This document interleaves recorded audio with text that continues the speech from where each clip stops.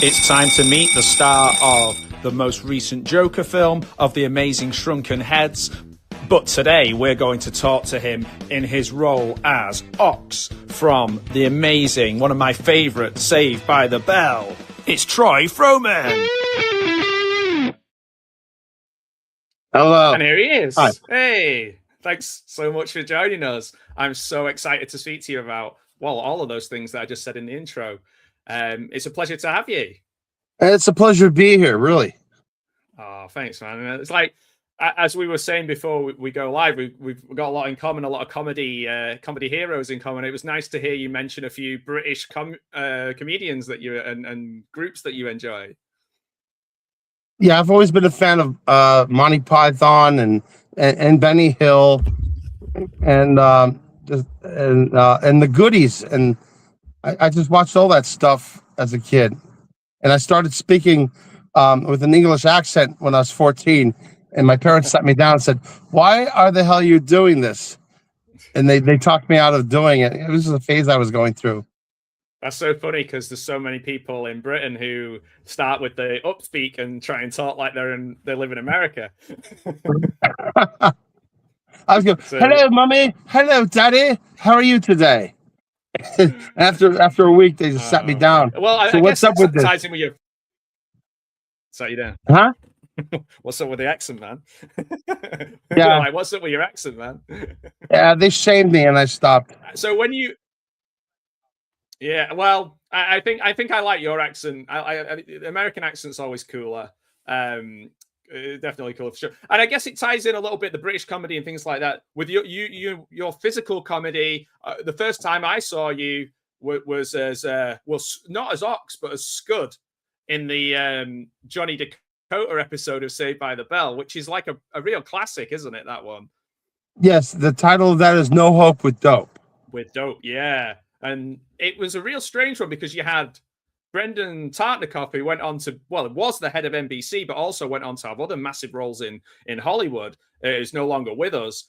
That must have been a really strange experience, that first one, because it's a video inside it's like a PSA inside a sitcom with real people and made up people in it. I was there after we shot the episode, and they got Brandon and everybody together. I was standing right there when they did that PSA. And you had a lot to do in that episode, because not only did you get Screech was frisking you, and you were accused of being a pothead, right? And you got a girlfriend, all in the same episode. Right. And I did some ad libs, like when I walked into the bathroom. It wasn't written in the script for me to take that paper towel and throw it at Zack's head, but I did it, and they kept it. That works so well. I was wondering about that. I was going to say, like, you bounced it right off his head. Perfect. You couldn't have done that any better. Yeah. There was a few things I did. They let it, like one thing that I started is when I tapped the black girl, Lisa, and I said, and she turned around and I said, "Bye." So they wrote me saying bye into a few more episodes. So it's like my little catchphrase. It's strange like how the program changed a lot from when you were first in it to later on, because you were in it more as Ox than you were as Scud, if I'm right in saying. Well, so like, Ox was in it a lot more than Scud. Well, here's the deal, and I've said this a million times on every interview, but it's no big deal. I went in to read for Scud. I got the part. I did the part, and then like a few days later, my manager called me, and they said they want to try you. They loved you as Scud, but they don't want that kind of character in every episode. So they want to try you out as this character named Ox. So I went down there, and they told me the directing caster was there, and the producers and all the main people were just sitting on this one bench waiting for me. And I did a couple lines as Ox, and they go, "That's it, you're in." It was just like a preliminary thing to make sure I could deliver the lines. So it was really easy. And ever since I was Ox, I did 8 8 episodes of Zox, or 7, and 1 is Scud. Was there a major age gap or age difference between yourself, the other people? Were there little groups of different ages? Because I know Dustin Diamond was a lot younger than some of the other cast. Dustin Diamond.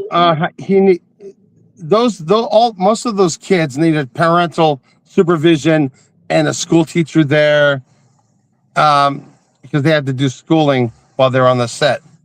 I was the only one. I was 23, and they were like, on school age.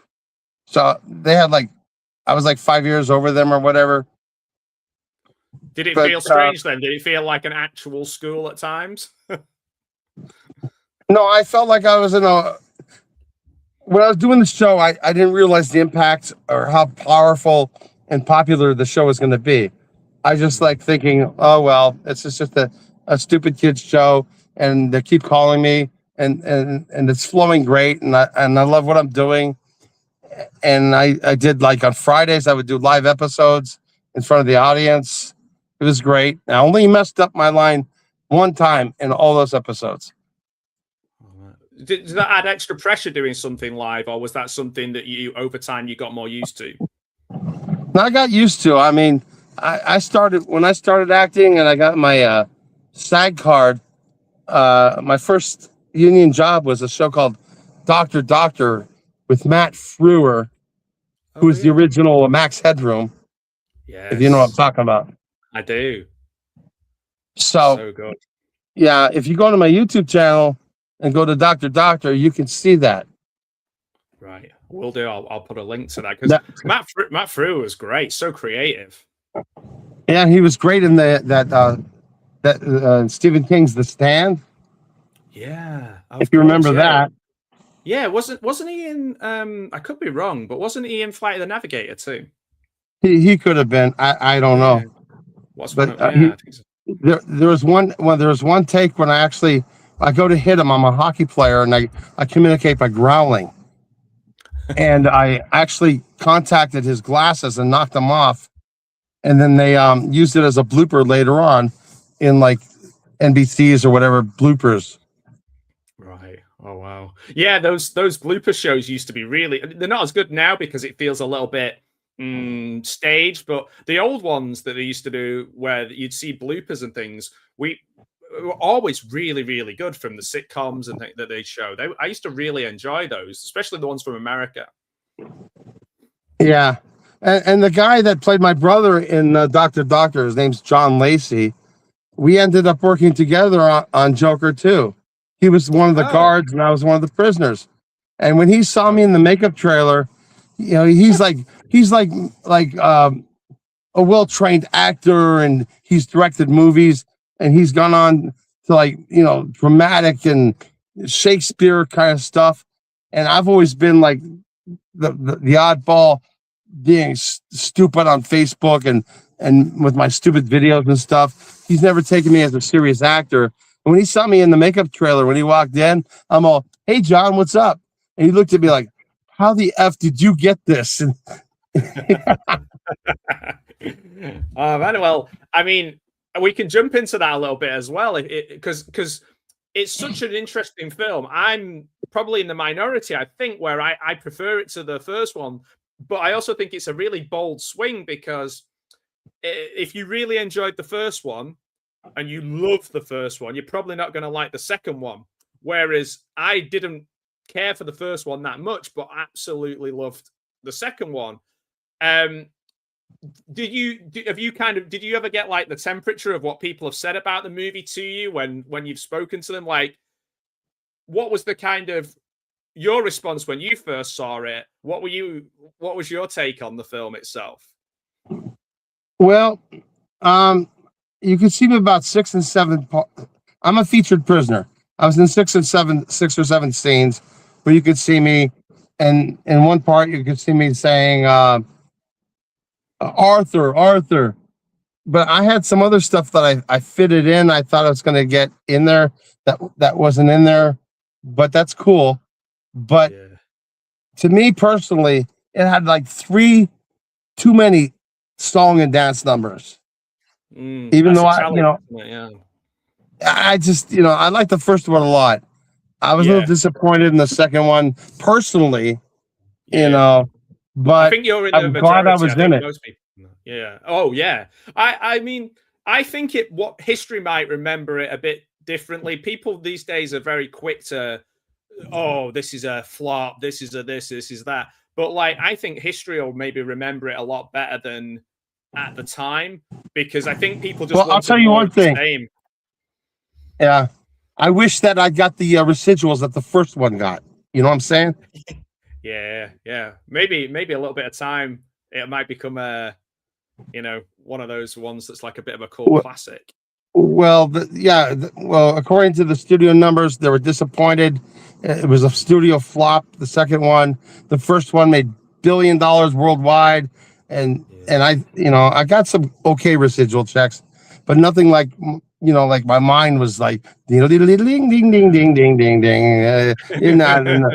You know, but I'm in there, and I did a lot of the director. He's the same guy that did the Hangover movies, Todd. Yeah, Todd Phillips, that's right. I just started. Here's a little thing. When I first went in to go for the wardrobe rehearsal on camera, I went in as character, and they suggested that what we should do is look at these videos that they sent us of real life psychiatric patients in the 80s where they used to drug them and keep them like a zombie like level, but Yeah. they had their weird twerks or whatever, ticks. So I adapted Yes. what I watched with them and what they told me, and I had this like stupid, retarded. I made a retarded kind of character, like just a dumbass, a simpleton. So I just started improving left and right. It's what I do to try to get on camera and do stupid things, and he let me do it. Some stuff made it, and some stuff didn't make it. Wow. You That's know a what lot I of mean? confidence to, yeah, because I mean, so And I guess you have to have a lot of confidence to do that on, such a big project as well. Is that something that you just do naturally? yeah, I always try to do something different to keep me, well, let me just go back. So when we were doing the wardrobe rehearsal, they had this like Hmm. violin music playing, and they had a full crew just to do this wardrobe thing. They took 3 prisoners at a time, and they lined us up, and I just started doing weird stuff. I like tapped the guy onto the left on his shoulder, and he looked to the left, and I like, how you do that, and you like, oh, I don't know who tapped you, looking all Yeah, innocent. So yeah. Todd pointed at me. He goes, "What's your deal with this guy?" I said, "I don't know, just playing around." So I was totally in character as a retard. And then when they said, "Okay, you guys can go," I said, "Okay, bye guys," and I broke my character. And he knew right then and there that I was in character, and I had tricked them. And he admitted to me later on set that he almost fired me because he thought I was, um, mentally incompetent. Right. You So I totally, tricked yeah. Todd. I tricked him. Yeah. I mean, that feels like the right sort of environment for that to happen because it was definitely not what I think a lot of people expected with the film. It was quite off the wall in a lot of places, wasn't it? Yeah, and the second AD, he would go when we set up scenes. He goes, "Okay, you guys do this, you guys do this, and Troy, you just be you." Just be, yeah, just do your And that's the stuff. That's biggest compliment of all. Yeah, definitely. Yeah, that really is. Um, is it one of those things as well with Phil? Because with the Joker, um, that you've kind of that's a really massive departure from other things, but people might remember other projects. Like, for example, I love Shrunken Heads. Like, that's quite a tonal leap if people know you from Saved by the Bell.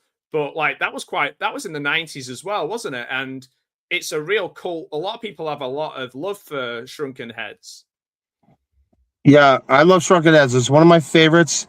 Um, when I auditioned for it, it was original title. Do you know the original title? No, I don't. It was called The Call of Mr. Sumatra. Right. Okay. So, um, Did Charles Band change it to Shrunken Heads? Because that feels like something he would have. Exactly. Yeah, And yeah, I'm glad he did. yeah. He's got. That's his genius, isn't it? He either comes up with the poster or the name first, and then works backwards. Like he's he's just got that skill. I've always been a big fan of Empire films, even though some of them are really crappy, like The Dungeon Master. But one of my favorite movies ever is Laser Blast. Laser Blast, yeah, man, that's a good Yeah, one. Yeah. things like that. This is movies I grew up on, and The Reanimator is one of my favorites. Yeah. Reanimator for me is a 10 out of 10 film, and people don't often realize that how much of it like that's Richard Band doing the score, that's Charles Band putting the money in. And another one I would throw in there. One of my favorites is TerrorVision.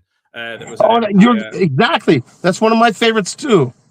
And I was lucky enough to interview Ted Nicolau about it, and he's such an underrated director because that film for me is a riot. It's so funny and so well made, and it looks brilliant. And actually, it stands up today really well.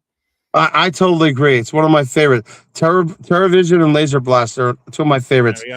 That's my plus Shrunken Heads is great. And Shrunken Heads, we shot on. I was actually on a SAG union contract. We shot in Paramount Studios in the back lot. Right. It had Meg Foster. I thought it was a great fun film. And then currently right now, I have a claim with SAG because I've never gotten any residuals from that movie. So I love Richard Band and all his movies, but I deserve some money from him, and I've been fighting it, and I'm sure to get some kind of money, but nothing like I was supposed to get because they're hiding it, Oh yeah, I listened to him Charles Band's audiobook, and the sort of the financial side of things and things going out of business and starting up other companies and things like that. It's it must be really difficult for the actors to get their due out of the situation. I think people forget that because there's so much, so many films to watch. They just go, but like people should get paid. Yeah, well, they might just make a stupid settlement with me for maybe 1,000 or something, but I deserve so much more. But I'll take what I can get because he's got lawyers hiding stuff and whatever. And I'm sorry to say bad things about him, but I deserve what I deserve, even though I love. I don't think that's a problem, in the sense of like, from my point of view, like it's a free country, and also you need to be. Like, if somebody doesn't pay me for services rendered, I would feel exactly the same. Even if they're a hero of yours. Yeah, I think so. Yeah. I think so. Yeah, I think so. Empire Studios and Full Moon, they're heroes in my blood. But hey, I want my compensation. But that's the last I'll talk about that right now. No, that's fair enough. Like, do you think?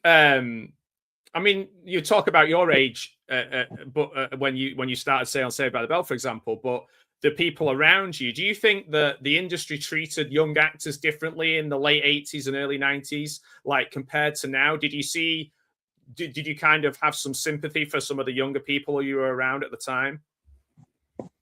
No, I didn't know anything that was bad going on. I thought they were all happy that they had work, and and I hung out with Dustin, Screech in his room, and his dad was there playing video games, and he had to have supervision. So we hung out a little bit, me and him. But everybody always asked me, did I see any of the drama going on, or the drugs, the sex, and this and that? And I never saw nothing like that at all. I think, but I think what happened, I think even he said, didn't he, that a lot of the things that went in his book, which I read, he was just kind of being led to write that, or almost like ghost written to try and create a little bit of interest and he regretted that. And that's a shame. But I guess sometimes you can be led by other people, like about what sells, like you were saying, like, oh, people want to know the gossip, don't they? Even if there is none. Right. And from what I understand, he even did a porno or something. I think so. Yeah. It's a shame. Because he would have made a great like Shaggy and Scooby Doo. He would have been an incredible Shaggy. I always think. Oh, that's true. Yeah, he would have been. Yeah, Yeah, yeah, that's a shame, I man. just have nothing but fond memories about everyone, except uh, Peter Engel.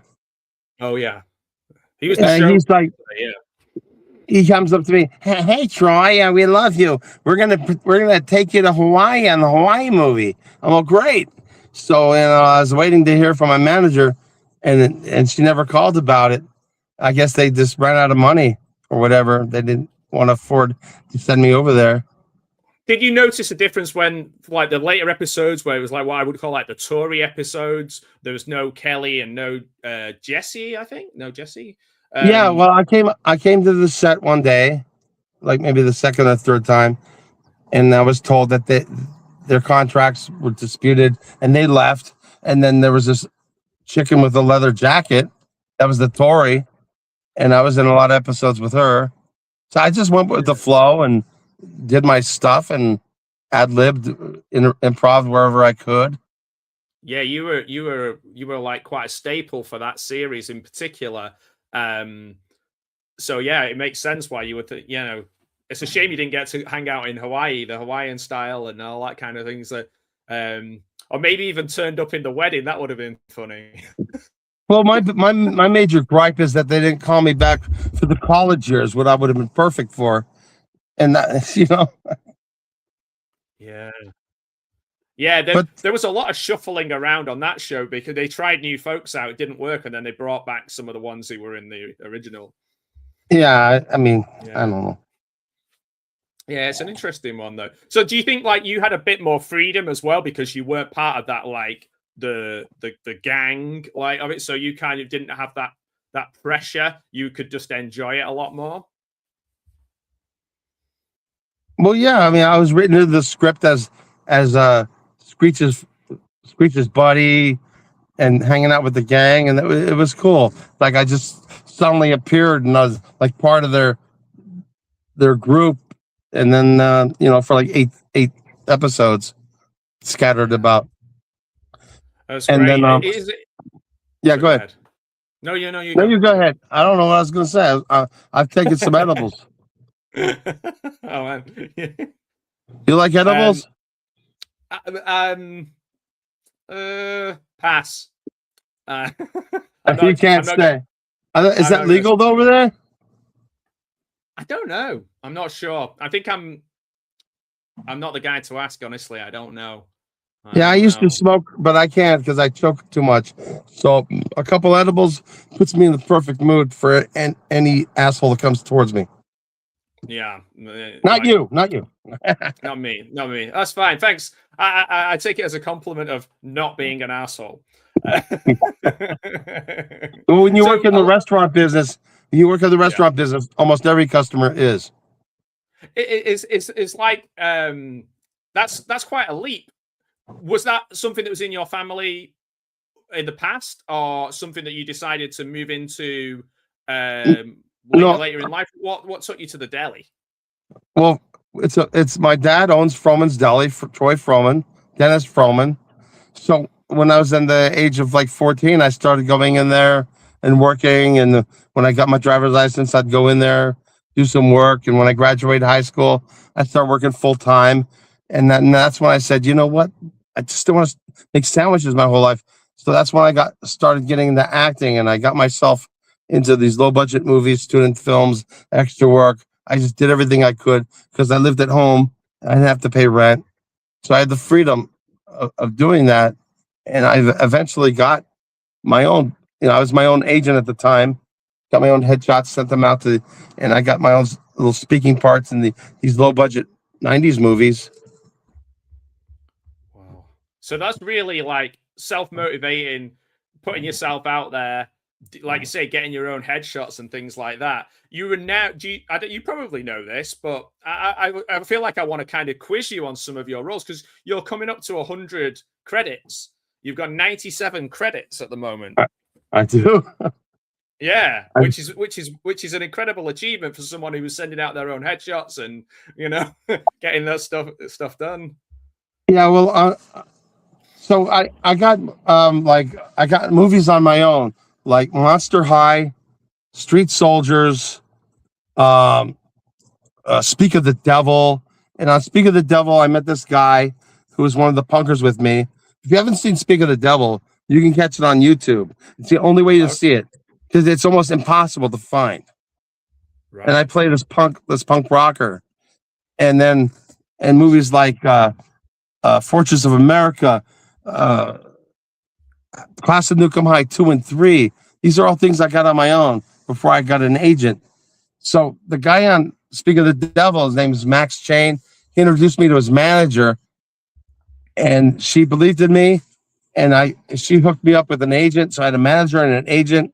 And the first thing I got was what I told you before, Doctor, for the NBC, for the network TV. And then 91, I just kept getting sitcom after sitcom. Perfect Strangers, Life Goes On, the Married with Children. With children, You know, it just goes on and on. I just exploded. But now it's like I'm like doing all these auditions and not getting anything. So I guess they like me more youthful, I guess. I don't know.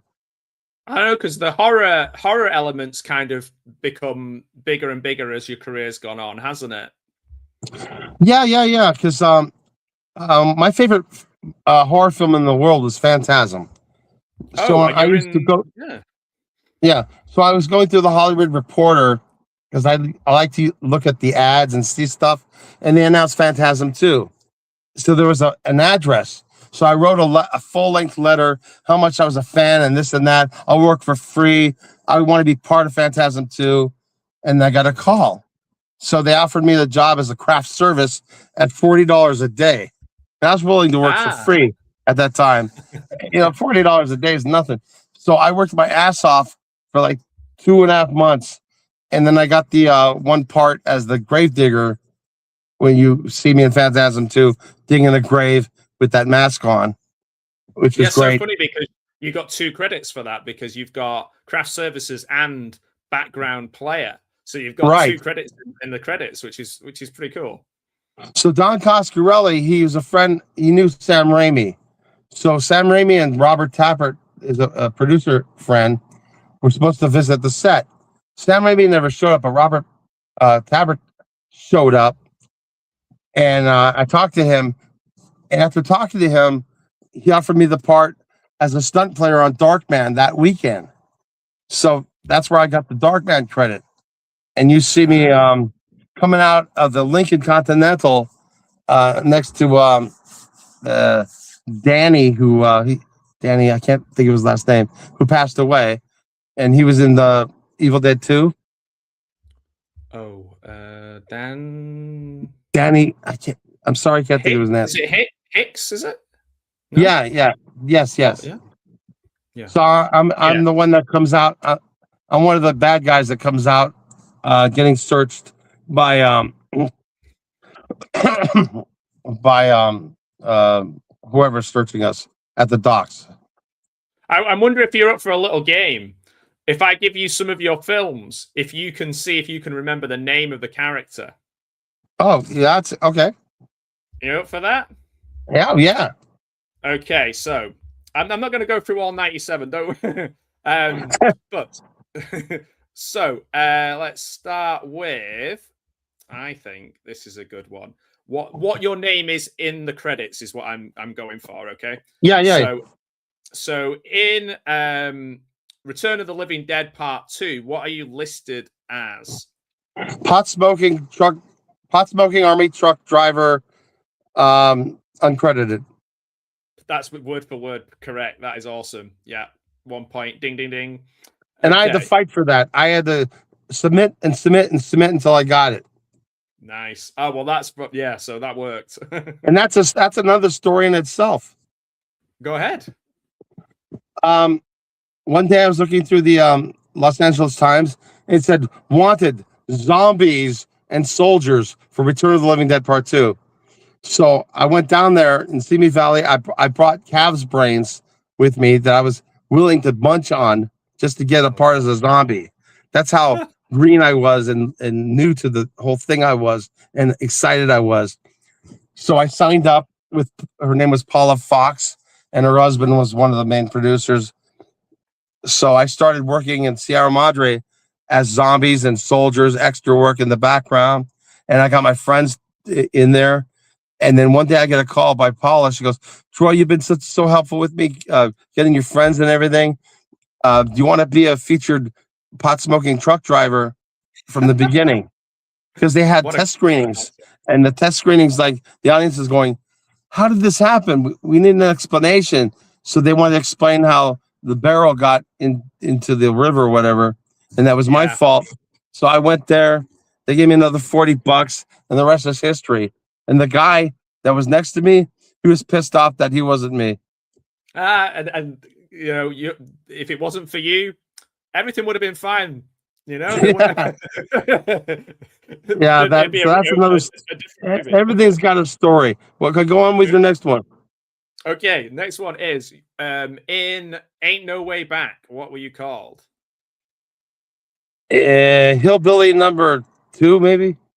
Just hillbilly, yeah. You were the hillbilly, the quintessential hillbilly, yeah. Yeah, it was more or less extra work, basically. That's a good time. I just would love to be in one film and have my credit as hillbilly. That would be so good. That would be a dream for me. Okay, this is just a cool one. Hell on the Battleground from 1988. Hawkins.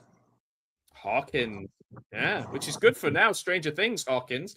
But yeah, that's that was with David A. Pryor. Yeah, he's passed away too. Yeah. From Newark, New Jersey. Right.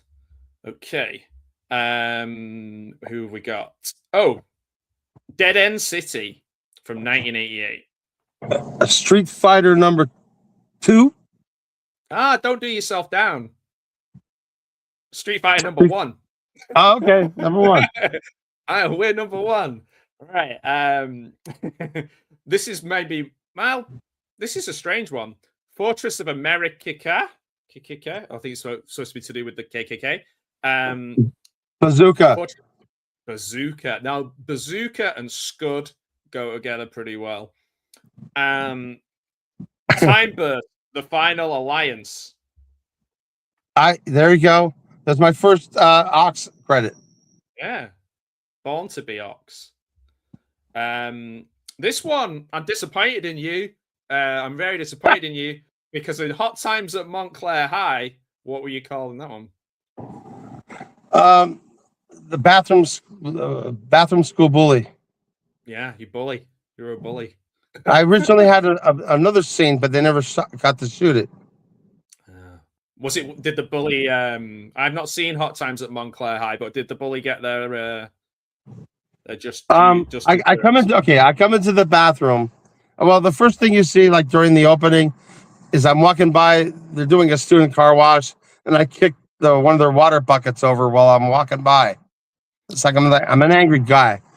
So in the bathroom scene, I come in, I shove this guy away because I got to take a dump real quick. So I go into the bathroom. Meanwhile, there's this perfect janitor. He's got a hole in the wall. He's like trying to look at chicks and stuff. But then he's got this lighter. So because he's in a dark space.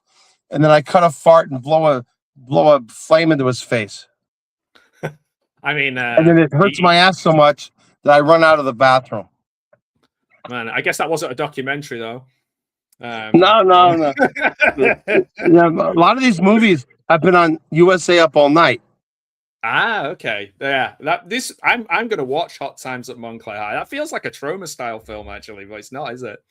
It's actually pretty well. It's got a pretty well made. It's a low budget high school, these kids get involved with some kind of mafia, but it's like a lighthearted Hot Times at Montclair High thing. But it's actually shot at Fast Times High. This was actually shot at Montclair High School, and the principal actually produced it.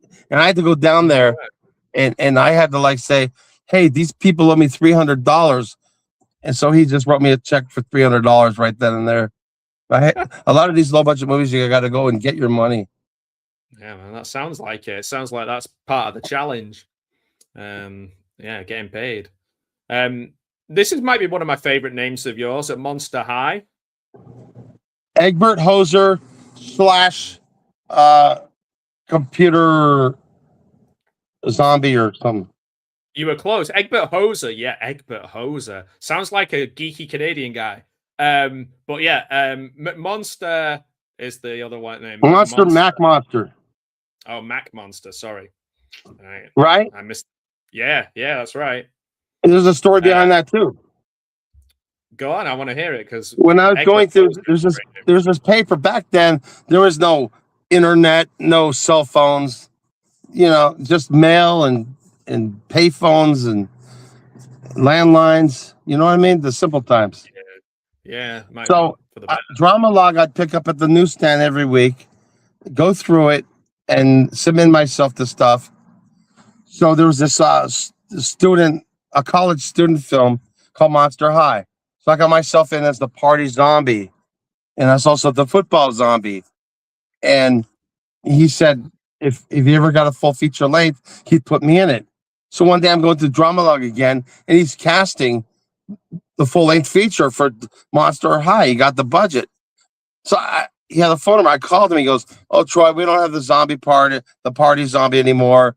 I don't think there's a partner here for you." So I hung up, and I'm looking through it, and then as the nerd. So I called him back and said, "You know what? I could play a nerd. Just bring me in. Let me read." So I went in and read as the nerd, Egbert Hoser, and I got the part.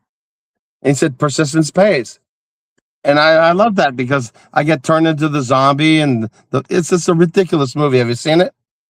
I haven't. I've just added it to my watch list. I'm going to watch that later on. That sounds it's so freaking ridiculous. You got to see it. I get decapitated, and then my head becomes the monitor, and I'm in the basketball game it's so crazy. That sounds great. That sounds great. And you've got to do so many fun things, like silly, crazy film, and then like ones that were quite heartfelt as well. Like you're in an episode of two episodes of the Wonder Years. Do you remember what you were called in that? Slavaski. That must have been an experience because I bet that was quite an intense. Like it always felt quite. I used to watch it as a kid. It was like bittersweet and quite sad. I don't know what it was like behind the scenes, but like I liked it, but it also was kind of, I don't know, like melancholy. The first one I was in called Lunch Stories, and I just had to be like a John Belushi, like slurping up and eating and being a pig. Right. So I got that, and then they brought me back for another one called the driving education one, called Road Stories or something. So I was against Lasky, the jock in the back, and Kevin. He was Kevin. What's his name? Oh, Fred Savage. Thank you, Fred Savage. He was just a young little kid. All he did was joke around and play around.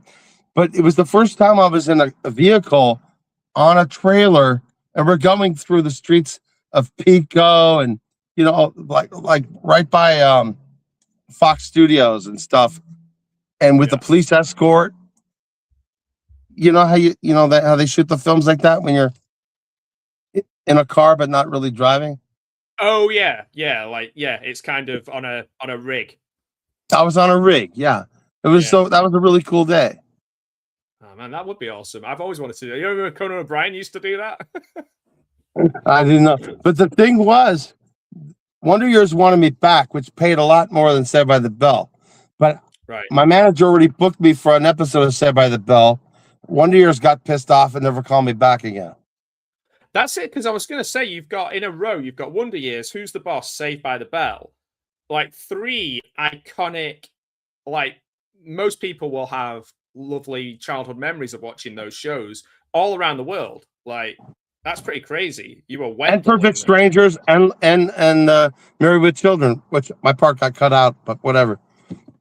You were chatting. Do you know the episode of that you mentioned in the Wonder Years? I was doing a bit of research on that one because I was trying to find it, and it is on Disney Plus over here. So I did watch that episode, and it's one of the higher rated in that series. The one, let me just find out which one it was. I got it in my notes. Road Test, like, was one of the highest like rated in terms of viewers. I mean, like, not like they liked, like they gave it a good score. Not I don't know about viewing ratings, but it always did well, didn't it? But like it was rated as something like 8.5 out of 10 on IMDb and a few other things that I saw. So that must have been a very like fan favorite episode. That was great. Great memories, man. Great memories. Yeah, definitely. Like, I think a lot of people, the idea of just being able to see behind the scenes of something and to be in it is like, no one can take that away from you. Like, it's just like a really special part of Hollywood history, because like it's magic, really. For a lot of people, television is like a magical box, isn't it? Yeah, well, to me, I'm a fan. I was a fan, starting at like 12 years old of the, Sinbad and the Golden Voyage movies, anything that was fantasy, horror, science fiction, I was a big fan of. And I was reading like Stephen King's The Stand and whatever. I just couldn't get enough back then. It was limited. There was no internet and all that. I had to look at the TV guide and see when these horror films were going to come on, and I'd watched every single one of them. And as far as being a fan, I decided I want to be in a horror film. I want to get killed. That was my main goal. And then it just expanded from there. I just took off, and I started doing comedy. You see my credits, and I got so many memories, especially, being a main psycho in a low budget movie called Kill Overkill. So is that the one that you would point people towards if you were to say like something that you're most proud of? I would say Kill Overkill and Kung Fu Rascals, which you have to see if you haven't. I haven't seen Kung Fu Rascals. So you play Lao Z in that. Lao Z. Now this started out. I get it. Yeah, it's funny. I get parts from like word of mouth, like Donald G. Jackson, who passed away, who directed me in Kill Overkill. He was friends with Steve Wang, who did the mask for Hell Comes to Frogtown, which he directed a few years before. So he got me hooked up with Steve Wang, and again, I was living at home, and I was offered another co-starring role. So we, excuse me. I've been fighting a cold. So we worked on Kung Fu Rascals. He shot in Super 8 with no audio at all. And we shot for like 8 months on the weekends, mornings, whenever he could. And they did their own special effects. It's an amazing movie that you got to see. And I went to the studio for 2 days and I audio dubbed my whole voice. So it's a wonderful experience. It was just recently brought out as a Blu-ray with special features, that things I haven't seen beyond the scenes that they were shooting of me back then when I was 23. And it brought a tear to my eye of these memories that I didn't even know existed on video. That's awesome. That's really good, because it's available on Tubi as well now. So there'll be lots of people watching that movie and rediscovering it. And I put my own out on my YouTube channel as well. Right. Oh, cool. Oh, well, as well as Kill Overkill. Because Steve Wang, who you work with there, has done special effects in Predator and like Bill and Ted Face the Music, the Planet of the Apes. Like it's a really cool. It must have been really cool being with somebody that creative. He also directed the Guyver 1 and Guyver Dark Hero 2, and a movie called Drive, an action movie called Drive. But I was supposed to be in Guyver as one of the gang members, but I got this part in this vampire movie I was co-starring in. I dropped out of that one, which was a SAG film. And then the vampire movie I was working on for like 14 days it never got finished, and it ended up in the garbage. You can see man. part of it on my YouTube channel. So that was a great regret because I would have rather done the Guyver. But it's one of those, isn't it? Like these little sliding doors moments, like you were saying before about writing to Coscarelli and going, "Oh, I love your film," and ending up in the next one. You get this, and then other ones slide out of grip, and it's the kind of it must be quite lots of highs and lows in the career of an actor.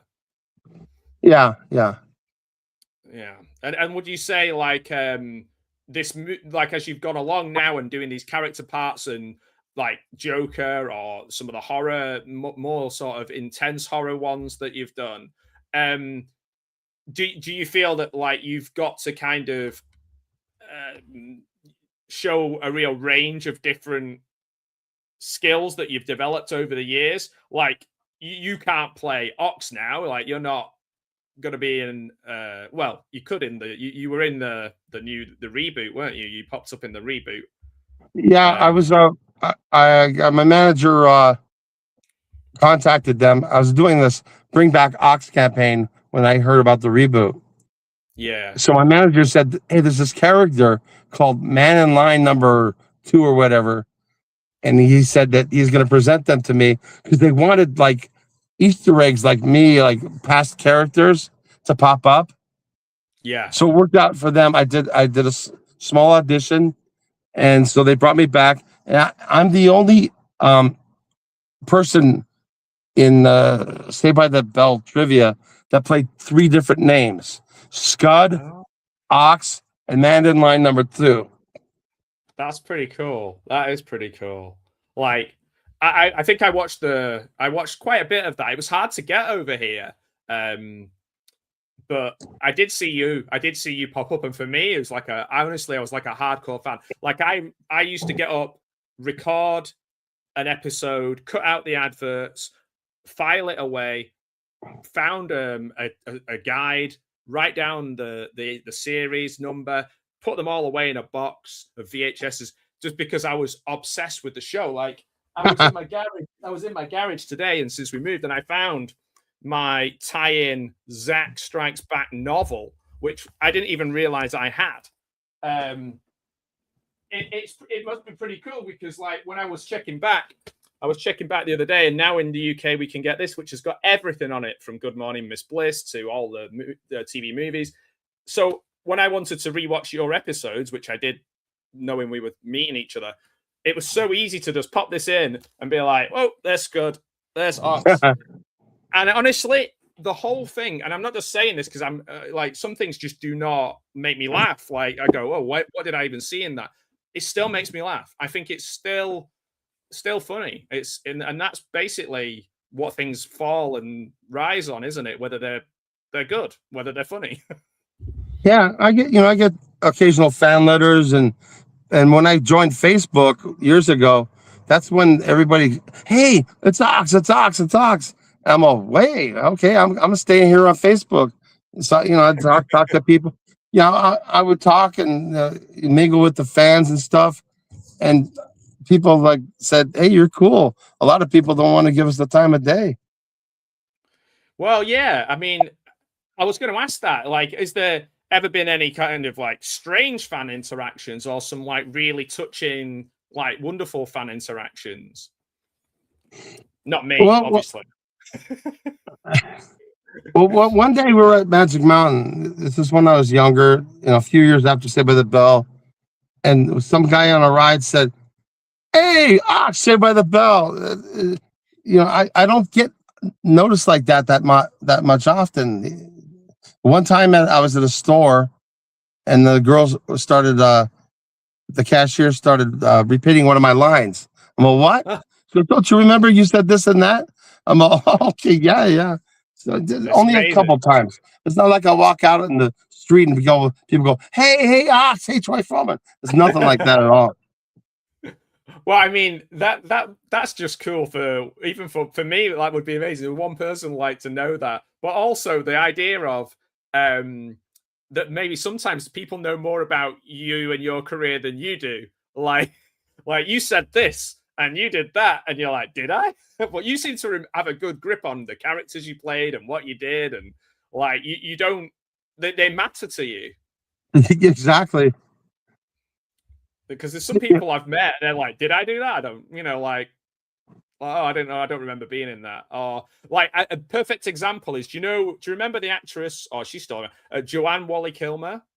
No. So she was married to Val Kilmer, and she was in Sex, Lies, and Videotape, the film Sex, Lies, and Videotape. I've seen it. And she went to my school. Now, she was 2 years ahead of me in our school. And I saw her on TV, and this guy was like, so you're from this town. I'll just let my dog out. 1 second. That's okay. You go. Go. I knew that was going to happen. And so they went, oh, you're from this town in Manchester. And she looked so angry that they brought it up. She was like ashamed of being from my town. And I was just like, oh, man, it's like, some people, they don't want to talk about certain films, they don't want to talk about certain places, but I feel like you've really, everything that you've done, you're like, yeah, I was in that, I was this guy. Yeah, there's nothing I'm really ashamed of, except for maybe something called the Horn Dogs Beach Party. But anyway. Well, you were young, you needed the money.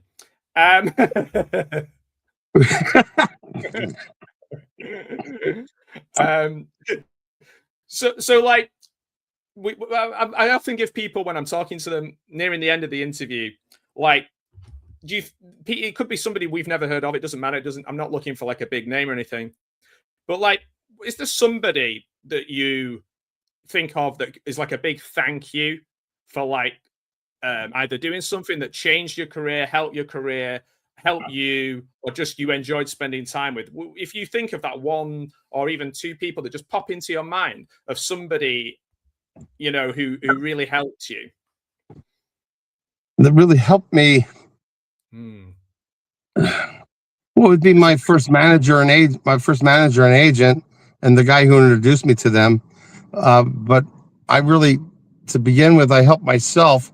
But my biggest influences is slapstick comedy, like Monty Python, Rodney Dangerfield, and horror films. So comedy and horror is my biggest influences. As far as like drama, like like The Notebook and Shakespearean stuff, that's not what I'm about at all. People might go, he's not a serious actor, but I just like to play goofy comedy or serious horror or comedy horror. Comedy is so hard though, isn't it? Because like, I think people who write, I know from writing, the little bits of writing I do, that writing comedy is much harder than making people cry, like it's you can pull on the heartstrings a lot easier than you can, because people sometimes sit there like, make me laugh, and it's hard to kind of connect. You kind of your performances, I always find, are like fearless when it comes to like your humor. You're out there, they're sometimes big and bold, and you're not afraid to take a shot. Right.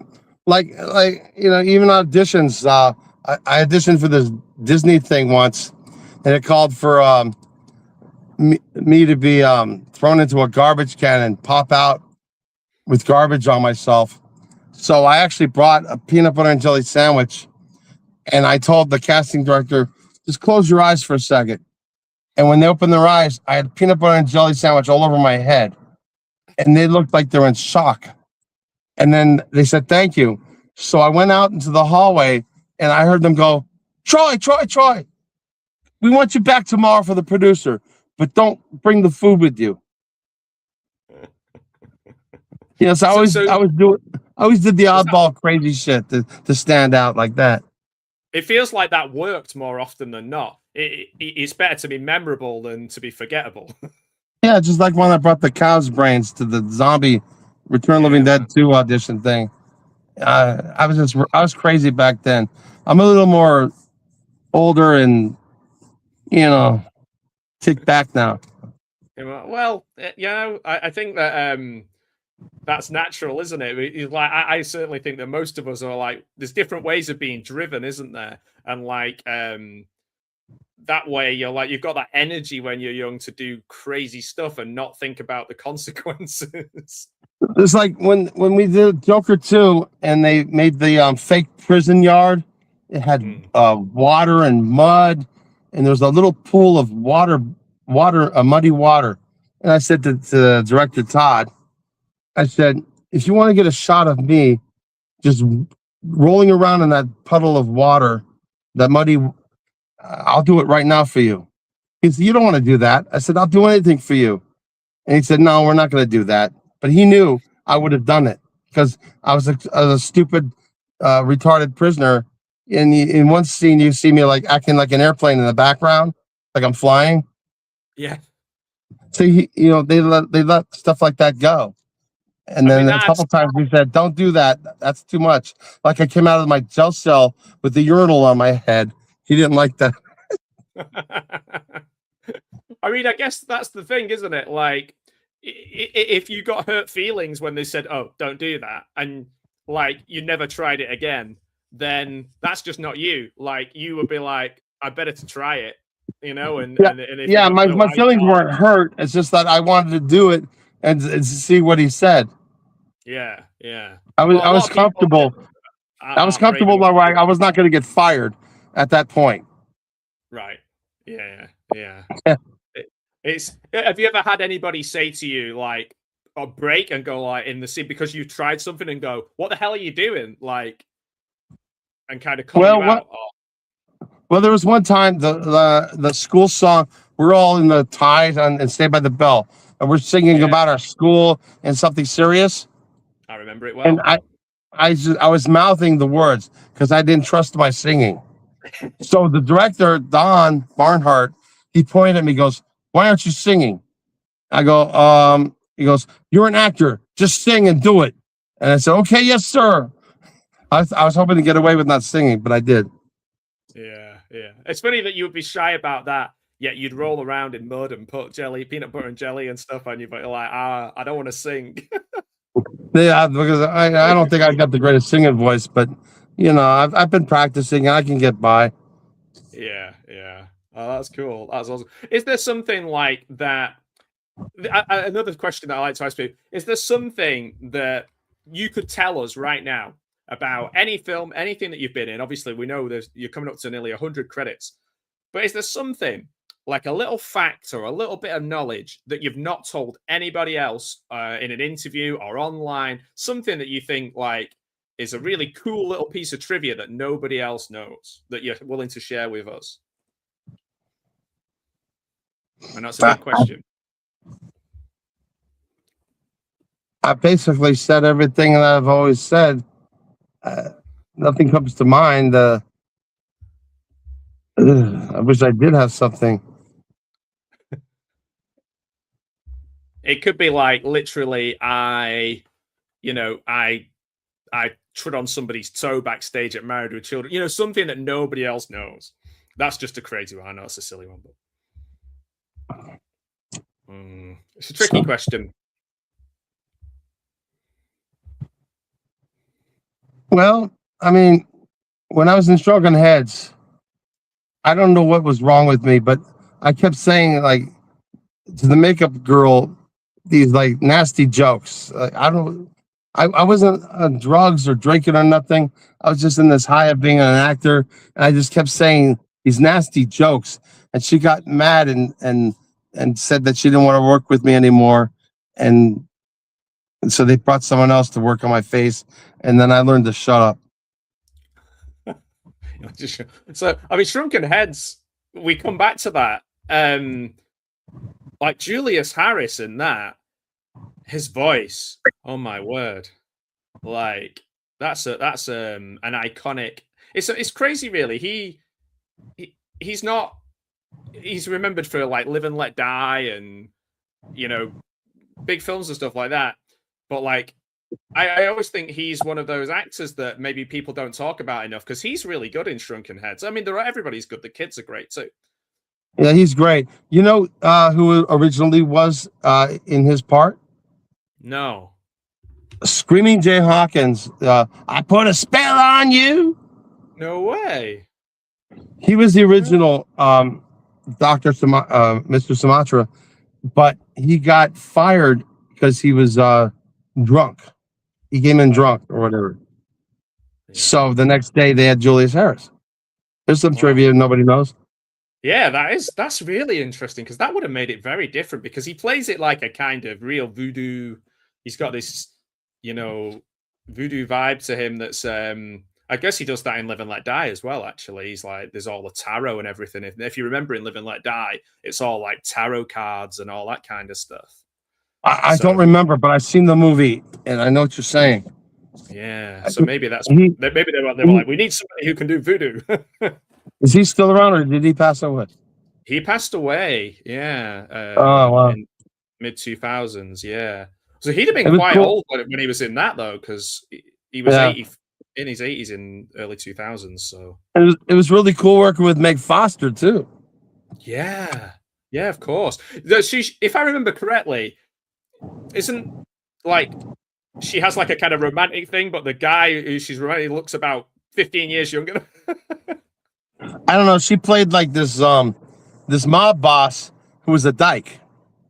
Ah, okay. Maybe I'm getting it mixed up with another character. And the little blonde girl was her like lover or whatever. Ah, okay, got you. If you go back and watch Meg Foster's evil. She's Evil Lynn, isn't she? In He-Man. She's in He-Man. She's what?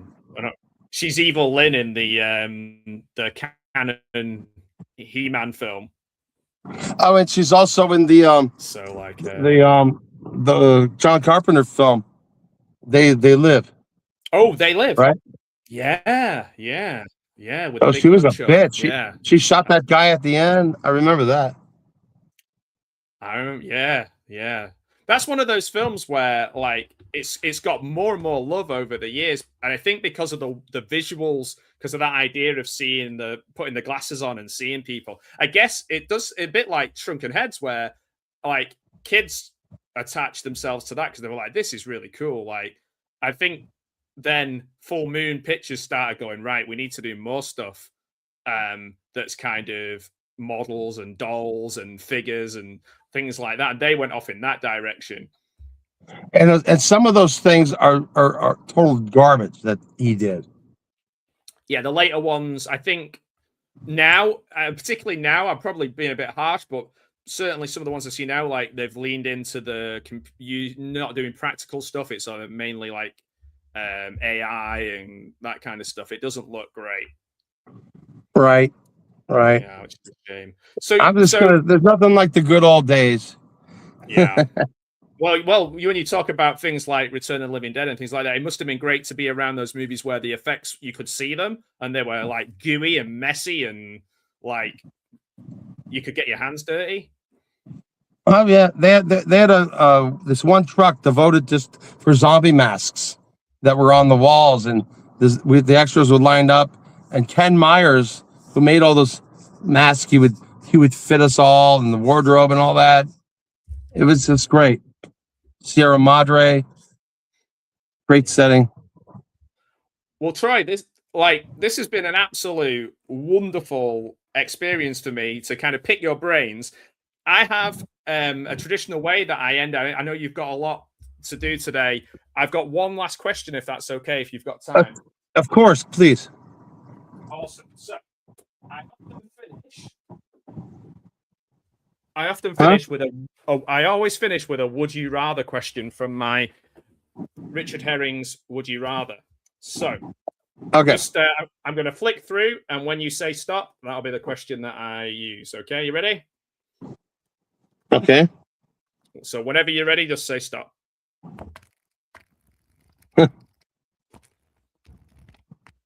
Okay? No? Whenever you're ready, just say stop, and I'll choose a question. Well, how many are there going to be? Oh, there's like just one. I'll just pick one. So like I'm going to pick one at random. I mean, so. Well, how many are there? So I don't know if to stop on a good one or a bad one. Well, that's it. It's just random. There's like 1,000 of them.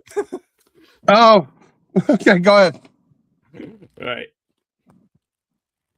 Okay.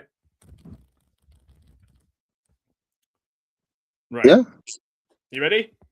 I'm ready. Let's go. Let's do this. Okay. So, would you rather be an exhibit in an alien zoo, have all your needs catered for, live in a cage, and be looked at daily, or live in an alien safari park where you would have freedom to roam, but you would have to avoid super rich aliens who were trying to hunt you and put your head on the wall? So I don't have to answer that one? No, you can answer that. That's the question. Oh, okay. So Well, the first one. The first one. So you're happy to be caged in the zoo and be looked after? Yeah, rather than avoid being hunted. Yeah, you don't want to be the deadliest. What is it called? The deadliest prey. Was it called? Yeah, yeah. Joe Rogan has a comedy bit about, hey, giraffe, you want to be in a cage and not be hunted your whole life? And the giraffe, yeah, that sounds good to me. That's that. Yeah, that sounds good. Well, it's been an absolute delight meeting you. It's a pleasure to meet you. Thank you for all of the fun, all of the films. Wait, you don't have another question? I can ask you another one. I've got thousands of them. I can go. Ask me another one. It's kind of fun. Okay, right. If you could protect one type of person, would you protect a farmer or a pharmacist? A farmer. How so? He's a hardworking person, and a pharmacist. He could protect himself with drugs. Fair enough, man. Fair enough. I like you're pretty straightforward with these answers, but I like it. You've got an answer for everything. Let's do one more, and then I'm gonna plug some stuff. Yes, I want to ask you, like, where can we get hold of you? What do you want us to watch? So, okay. Let's do one more.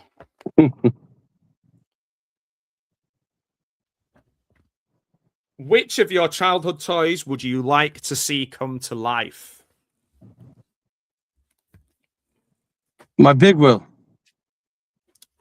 What's a big wheel? Like a bike? A big wheel is a big plastic bike that had one big wheel and two small ones. It was all plastic. You sit in it, and you could drive down the street with it. And so a sentient talking big wheel. Nice. And look it up, and they actually made a live big ass version of a big wheel once, or some kind of bit or whatever. Cool. I'm gonna look into that. And whoever stole my big wheel on my front lawn, I'd like to kick their fucking ass. Let's find him. Can we put out some sort of let's put out a call. If anyone's got Troy's big wheel, you bring it back. I know it's been a few years, but I think I was like 8 years old then. And then one day it was, you trusted, you leave on the front lawn, and the next day it's gone. Yeah, that sounds like living in Manchester. That sounds like. So let me, whoever's listening, if you could please go to my YouTube channel and subscribe. I've only got like 200-300 subscribers, but whatever. I'm on Instagram. I'm on Facebook. Join me. Talk to me. Ask me questions. I'm a fan's fan. I'm an actor's fan. I like to deal with the people, joke around. That's why I came onto your thing. I just like to talk and promote myself and help you too. No, I appreciate your time, and I'll just put that up on the banner at the bottom there at Troy Fromin on YouTube. And I know that you really like the fans reaching out to you and commenting on your stuff. There's lots of clips and videos on there as well, isn't there? There's 186 videos there. Some really good stuff. And I make my own. I make my own funny videos that I think are funny. Some are less than a minute. Just so you go from 0 to 60 laughing. It's crazy, stupid stuff that I did. And please, if you're in Santa Monica, come see me at Fromin's Deli. Yeah, if I was to come down to Fromin's Deli with my Zack Strikes Back book, do you think you'd sign it for me? I would sign anything. I'd sign your ass. I mean, that too. Yeah, I'll get it tattooed on. I've never said no to signing anything. And that's lovely. And To Kill me, Kill it's an honor. Overkill is on your Anybody channel as asks me to do anything, it's an honor. You know what I mean? Oh, totally, and that's really nice of you to say so. It's been a lot of laughs, and I've learned a lot. And if people want to watch Kill Kill Overkill, that is on your channel, isn't it? Otherwise known as Twisted Fate. That's on your channel. You singing a school song is on there that we talked about as well. The Kung Fu Rascals, right? And if you want to speak of the devil, it's on YouTube. Someone else put it on there. It's the only way you could see it. And Street Soldiers as well. That's awesome. And like a lot of the shows that we've talked about, there's clips on all kinds of things, the Wonder Years and all the other things, all the wonderful things that you're on. You have been a massive part of the shows that I loved, and for that, Troy, I salute you. Thank you so much, my friend. I really do appreciate your time. I salute you too. Let me know when this is going to be on. Thank you. All right, mate. Take care. Bye-bye. All right. Bye. Thank you. Like God says, bye. Bye. That's so funny.